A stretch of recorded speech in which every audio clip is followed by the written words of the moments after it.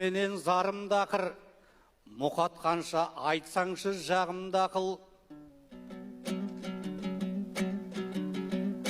Ана жыл рудныйда жөндеу көрмей, тетістің тұрбалары жарылда қыр. Сол кезде президенттің өзі келіп, әкімін босатқаны жадымда тұр. Бұрынғы әкім тұрбаны жарып еді, қазіргі әкім картопты жарып жатыр. Бағымда сорым досы рудный, жағдайы болып тұр ғой тұрудный. Шаңыраққа қарамай шатып сөйлер, әкімдер көбейіп тұр бұлудный.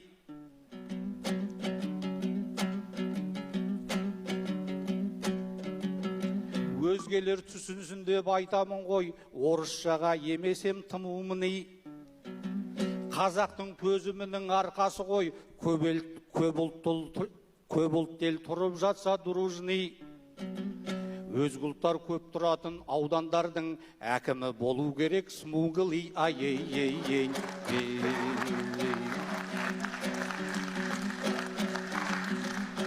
Тізгінін бір қаланың сеніп берген, естейтін сөз бе досы бөріктерден.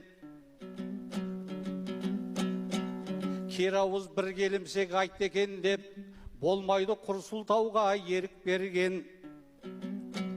Еншілеп бір бұрылды жіберші деп, мен саған айтпап едім желіккеннен. Қондырсақ шекаралық ауылдарға, қауіптен қорғамай ма төніп келген. Осы залдың жартысы жерлестерің өмірзақ шүкүйіпке еріп келген.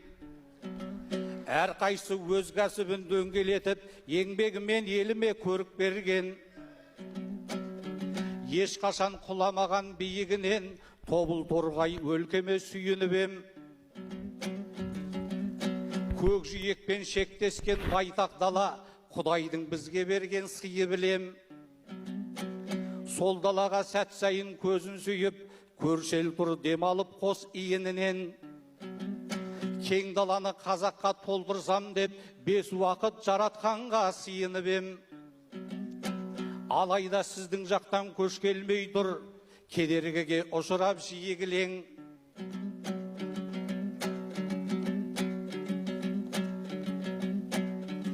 Алайда мұныңда бір амалын тауып қойдым, Айбектің жақсы істейді миы білем.